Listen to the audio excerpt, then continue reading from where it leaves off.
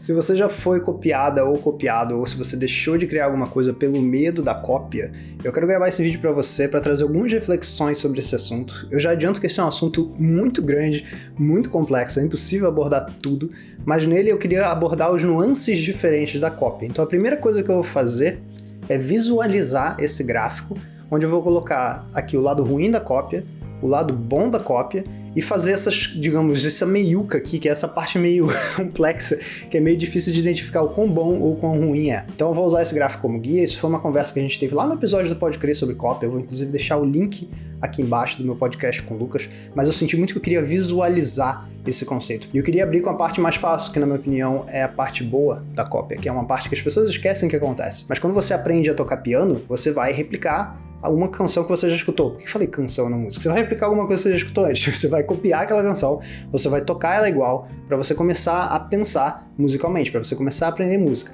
Mesmo acontece para você desenhar, mesmo acontece quando você começa a andar, quando você, era um bebezinho ainda, você via as pessoas andando. A gente aprende por mimese, a gente aprende copiando. Então sim, existe um lado muito positivo em copiar. A gente usa a cópia como uma forma de aprendizado. Então isso é uma coisa que eu já queria tirar do caminho logo. Existe essa parte que pra mim é super simples, que é a cópia é uma ótima forma de você aprender. E aí, claro, a gente vai entrar depois nas nuances que isso pode trazer, porque muitas vezes alguém copia alguma coisa que outra pessoa faz e pega o crédito, etc. Isso aqui a gente vai falar nas outras partes, mas eu queria primeiro falar sobre isso. Existe esse lado positivo, que é a parte de aprendizado. E agora eu quero falar da parte ruim da cópia, e eu vou ser mais específico, eu quero falar sobre alguns exemplos que aconteceram comigo para trazer exatamente o que eu fiz nas situações em que isso aconteceu. Comigo, uma coisa que acontece com muita frequência é as pessoas pegarem exatamente o meu conteúdo, apagarem a assinatura e replicarem aquele post como se fosse delas. Isso já aconteceu bastante comigo. No início me incomodava muito, hoje me incomoda menos. Eu já vou comentar o porquê que isso me incomoda menos, embora seja uma atitude muito chata. E uma outra coisa que já aconteceu comigo também é de empresa, uma empresa grande de fato pegar um conteúdo meu, alterar para a identidade visual da empresa, ou seja, pegar as cores, as fontes e os elementos gráficos que a empresa usa para se comunicar e basicamente pegar o meu conteúdo e adaptar para o conteúdo da empresa. Então essas foram as duas coisas que aconteceu. Nunca aconteceu de, por exemplo, alguém ganhar dinheiro vendendo alguma coisa que eu criei, produtos baseados nas minhas ilustrações. Isso nunca aconteceu. Isso é uma coisa que, felizmente, eu não tive que passar. Se acontecesse, eu procuraria alguma ajuda legal, algum advogado, alguma advogada. Mas beleza, eu comentei o que aconteceu comigo e agora eu quero dizer o que eu acho que leva uma pessoa a, de fato, fazer uma coisa dessa, que é tomar essa atitude que não é ética de copiar o trabalho de outra pessoa e querer tomar o crédito. A minha opinião é que essa pessoa quer muito um controle do resultado. Ela quer saber que o que ela vai colocar no mundo vai ter o resultado que ela quer, que ela almeja. Então ela vai basicamente pegar alguma referência que ela viu online, alguma coisa que ela viu que, entre aspas, deu certo, pelo menos na percepção dela, ou pela percepção de métricas, e ela vai pegar essa coisa e replicar como se ela tivesse feito, porque ela quer uma segurança, ela tem medo de colocar uma coisa que ela criou, porque ela não sabe se aquilo vai funcionar ou não vai funcionar. E eu não tô dizendo que isso é certo, definitivamente não. Eu não acho que isso é uma atitude ética. Eu só tô comentando de onde que eu acho que vem essa origem da vontade de copiar ou da ação de copiar. Por que a pessoa pega um negócio que eu fiz e ela replica como se fosse dela? Na minha opinião, a maioria dos casos vem disso. Vem de fato alguém que quer um resultado bom, sabe que aquilo ali que ela viu foi bom, ela gostou, ela aprovou subjetivamente ou objetivamente, e aí ela replica aquela coisa. E eu queria comentar contigo o que eu fiz nessas duas situações, que na verdade não aconteceram só duas vezes. Primeiro, essa situação de alguém mudar a assinatura. Segundo, de fato, de uma empresa pegar aquilo e adaptar para a linguagem visual delas. Na primeira situação, eu tendo a não dar muita bola hoje em dia, porque eu penso que o meu tempo e a minha energia investida para falar para aquela pessoa, para tirar o conteúdo do ar e etc, porque aquele conteúdo não é dela, não vale muito meu tempo. Então, hoje em dia, eu meio que faço e eu nem dou conta, sabe? Porque eu vejo que aquela pessoa não vai conseguir manter. Quando eu olho o feed dela, normalmente ela não só copiou de mim, ela copiou de outras pessoas, fez aquilo com outras pessoas. E eu sei que isso não vai dar certo. E mesmo que dê certo, um dia essa pessoa vai ser desmascarada. Então eu acredito muito nessa coisa do poder da constância do conjunto da obra. Eu sei que aquela pessoa não vai conseguir manter. Então eu fico mais tranquilo. Inclusive uma coisa que eu não faço, mas eu talvez devesse fazer, é simplesmente preparar uma mensagem copiada e colada para enviar para a pessoa. Olha só, sabe, colocar naqueles atalhos do teclado. Olha só, isso aqui não é legal, não curti o que você fez, poxa, isso aqui deu um trabalho. sabe, se você quiser, olha aqui esses meus vídeos, sabe, eles vão te dar uma ajudinha como criar, se desinibir criativamente. Então, essa é uma coisa que eu não faço, mas talvez fosse uma boa ideia, mas eu tendo a não dar muita bola quando eu vejo que alguém simplesmente fez isso e, assim, a pessoa, sinceramente, não tem muita projeção. E na segunda situação, que é da empresa, é bem mais delicada, porque aí, de fato, envolve provavelmente um time criativo que estava ali envolvido, que fez aquela cópia. Eu enviei uma mensagem super de boa, eu expliquei, olha só, esse aqui é o meu conteúdo original, isso aqui é o que foi feito, isso aqui não é muito legal, deu um belo de um trabalho, então eu vou pedir, por favor, que vocês retirem isso do ar. E nesse caso, por acaso, não sei se foi pela forma que eu falei, que foi calma, o momento de raiva eu deixei ele passar, e a empresa respondeu muito de boa, pediu desculpas. A pessoa que foi envolvida na cópia veio falar comigo depois, pediu desculpas, falou que realmente não sabia se estava muito próximo ou não, mas enfim, foi resolvido de uma forma boa. Eu não precisei, por exemplo, fazer alguma coisa, falar com o advogado, alguma coisa do tipo, que eu nem sei se eu chegaria a fazer por causa de um post.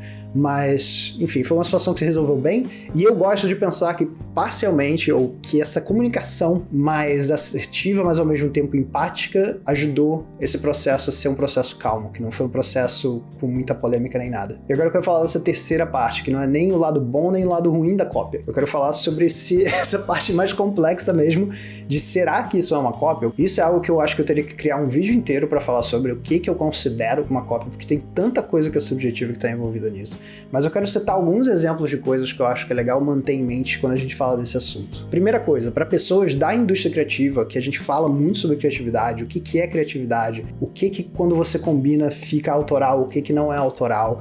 Pra gente, essa discussão já é complicada. Então imagina hoje em dia, onde você tem muitas pessoas que não são dessa área criativa criando. Então hoje em dia você tem uma nutricionista criando, uma programadora, um psicólogo, uma engenheira, enfim, você tem um bando de gente que não vem, digamos, de um passado de indústria criativa, tipo cinema, design, arquitetura, ilustração.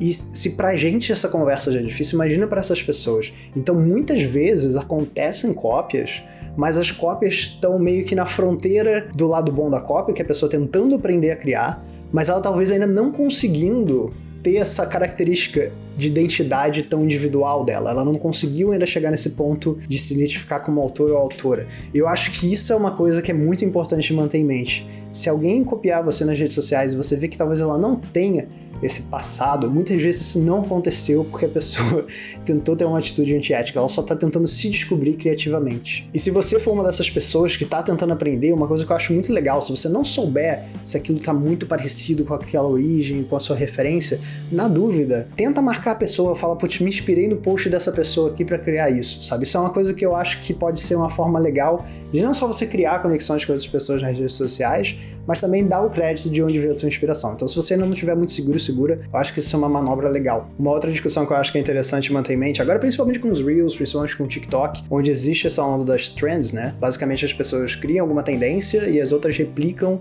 só que aplicado pro contexto delas, né? Então, se alguém faz um vídeo com uma dancinha e fala sobre nutrição, você pega essa dancinha, fala sobre arquitetura, enfim, existem essas trends. E o que eu acho interessante é que o ponto principal dessas trends é a cópia, é de fato você pegar aquilo, você copiar, entre aspas, mas fazer o seu remix, a sua versão daquilo. Aí isso gera uma pergunta, será que essa forma de criar, que eu particularmente acho muito legal, porque eu acho que é um exercício criativo para muitas pessoas, é tipo como se você pegasse uma aula de criatividade muito básica, assim, sabe? Tipo, você pega isso aqui e você replica pro seu formato. É um exercício criativo muito legal, mas será que isso vai influenciar as pessoas? Será que elas vão começar a entender que qualquer coisa que você vê, você pode potencialmente transformar em alguma outra coisa? Eu não sei, mas eu acho que essa área, né, que é meio complexa, de será que isso é cópia? Será que isso não é uma cópia?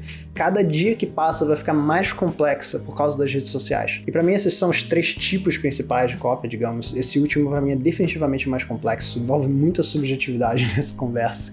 E eu acho que isso dá uma série de vídeos, eu não acho que tem como cobrir todo esse assunto que é tão vasto em um vídeo só. Então eu queria trazer essa minha opinião, até porque recentemente eu recebi uma mensagem de alguém que estava deixando de criar por ter medo de ser copiada. Então eu senti essa vontade, esse impulso criativo de responder isso em público, depois de ter respondido pra pessoa. Eu acho que isso tem me motivado mais a gravar os vídeos também. Tipo, eu acabei de responder isso pra pessoa, tá muito fresco na minha cabeça, deixa eu pegar a câmera, deixa eu gravar isso aqui. E se você viu esse vídeo até o final, eu vou te pedir pra se inscrever, por favor, ou deixar aquele curtir, porque isso ajuda o algoritmo a entender que, nossa, esse vídeo aqui foi um vídeo maneiro, deixa eu mostrar esse vídeo pra outras pessoas, e também pra você receber o meu conteúdo com menos dependência do algoritmo ficar te sugerindo, né? Nossa relação ficar mais próxima. E um lembrete final, mês passado eu lancei lancei um livro com a editora Belas Letras, a campanha do Catarse ainda está no ar, então você ainda consegue garantir não só o livro, mas também o cartão postal, os marca-páginas, tudo que vem nesse kit junto do livro. Além das recompensas do kit, você também ganha o post-it Notas para Levar, que é um pacotinho de post-it para você carregar na mochila, fica mais prático. A post-it está apoiando essa campanha nossa do Catarse. E seria lindo se você colaborasse com esse projeto e ajudasse a trazer essa visão mais empática de criatividade para o mundo. Eu acho que as pessoas falam muito da parte ferramental, as pessoas falam muito sobre a parte de organização e prática, mas a gente quase não conversa sobre essa parte psicológica, sobre de fato perfeccionismo, procrastinação, medo de ser julgado, Isso é que costuma travar a maioria das pessoas, a gente não fala o suficiente sobre isso. Eu espero que esse livro seja um despertar, uma forma de você abrir conversas sobre esse assunto. E muito obrigado por ver esse vídeo até o final e até a próxima.